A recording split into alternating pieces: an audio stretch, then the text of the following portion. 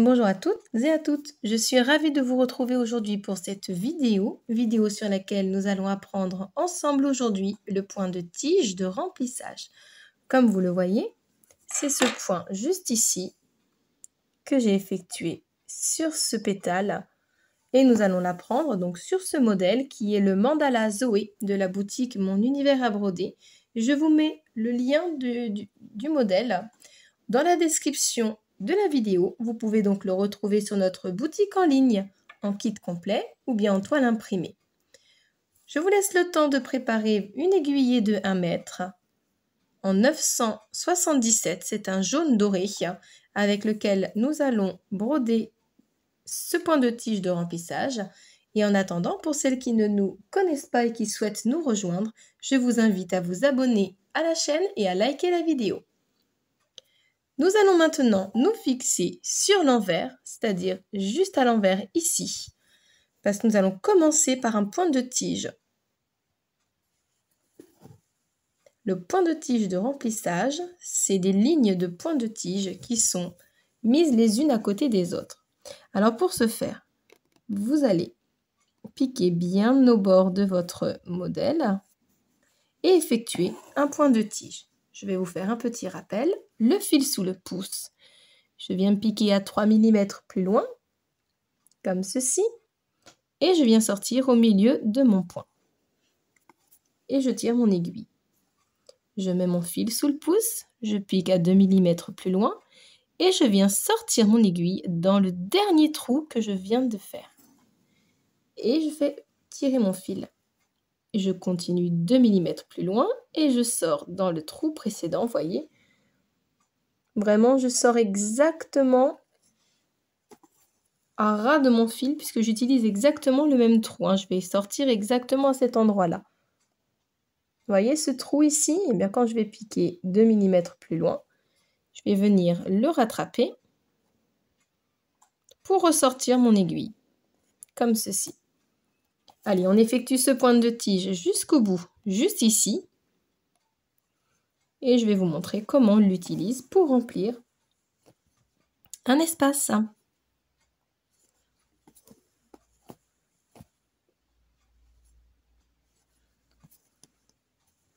Suivez juste bien votre modèle et soyez régulière dans la longueur de vos points.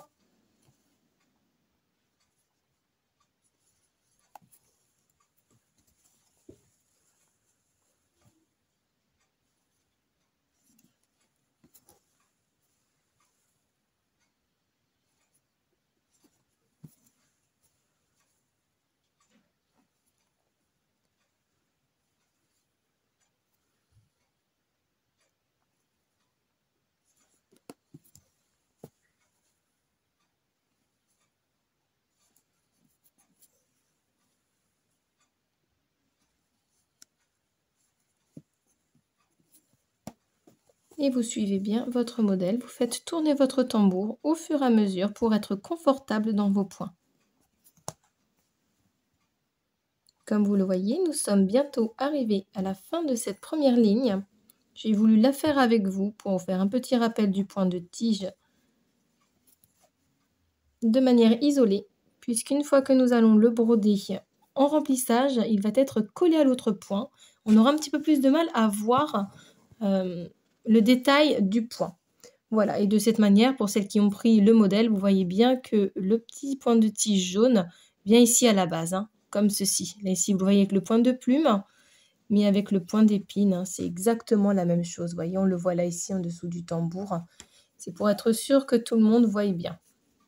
Alors, une fois qu'on est arrivé au bout de notre ligne, ce qu'il faut que nous fassions, c'est ressortir juste à côté. Alors, soit vous venez sécuriser votre point, comme ceci, vous venez le passer en dessous d'un point que vous avez déjà brodé, pour être sûr de ne pas défaire votre point, si vous avez peur de piquer dans le même trou. Mais l'idée n'est pas de piquer dans le trou que nous venons de fermer, mais bien de piquer juste à côté. Vous voyez là mon aiguille, elle sort à côté. Donc je vais venir la tirer et je retourne mon tambour pour pouvoir broder de nouveau une ligne de pointe de tige. Donc en piquant 3 mm plus loin et en ressortant au milieu du point. Hop, Et on va continuer d'avancer comme ceci. Je pique 2 mm plus loin et je ressors dans le dernier trou. Sauf que vous devez le faire vraiment le plus rapproché possible de votre point de tige, de manière à ne pas laisser d'espace entre votre point et la toile. Vraiment que ça vous fasse un petit peu comme si c'était satiné. Vous le voyez là ici, c'est vraiment bien rempli et ça vous donne un effet de brillance au niveau du point en plus, ce qui est assez joli. Il vous suffit tout simplement de faire la même chose en fait, mais tout autour de votre premier point de tige, d'où l'importance de bien suivre le trait que vous avez brodé.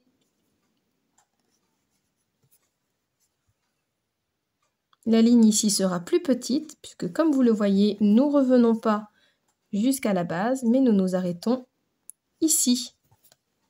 Alors, je viens repiquer dans le dernier trou pour finir mon point de tige. Hop, je me retourne. Je viens glisser mon fil sous un point que j'ai déjà brodé.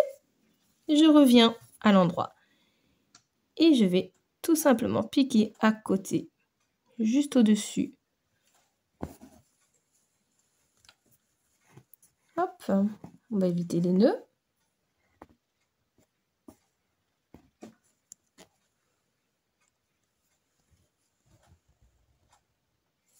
Alors quand votre fil fait des petits nœuds comme ceci, souvent c'est parce qu'il a tourné. Là, vous voyez, j'ai dû changer de sens. Je suis allée de la gauche à la droite, puis je suis revenue de la droite à la gauche. Ça a fait des petites torsions dans mon fil. Donc quand c'est ça, vous prenez bien le temps de remettre vos fils bien droits. Allez, on va refaire une ligne ensemble. Vous avez compris le principe du point de tige de remplissage. L'idée est vraiment de venir coller notre premier point de tige à la deuxième ligne et à la troisième ligne, etc. jusqu'à ce qu'on ait rempli tout l'espace désiré. Ici, en arc de cercle, mais également pour remplir des pétales de feuilles, par exemple, ou bien pour faire des lignes droites. Vous pouvez également vous amuser à changer de couleur. Vous pouvez faire 2 lignes en jaune, par exemple, une en orange ou en vert, et revenir avec 2 lignes en jaune. À vous de voir.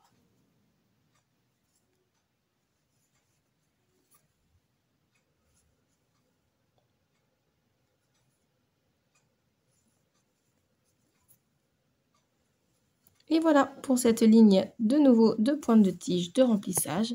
Je vais vous rapprocher pour que vous voyez ce que ça donne. Je vais le broder de mon côté pour terminer l'espace que nous devons broder dans ce point. Et je vous montre le résultat terminé. À tout de suite. Et me voici de retour avec la fin de ce motif brodé comme vous le voyez au point de tige de remplissage. On y retrouve exactement la même épaisseur que sur les autres pétales que j'ai déjà brodés, comme vous le voyez. Et comme vous le voyez, ça nous donne vraiment un effet de satiné. Voilà, vous avez appris ce point qui pourrait remplir des espaces sur vos broderies.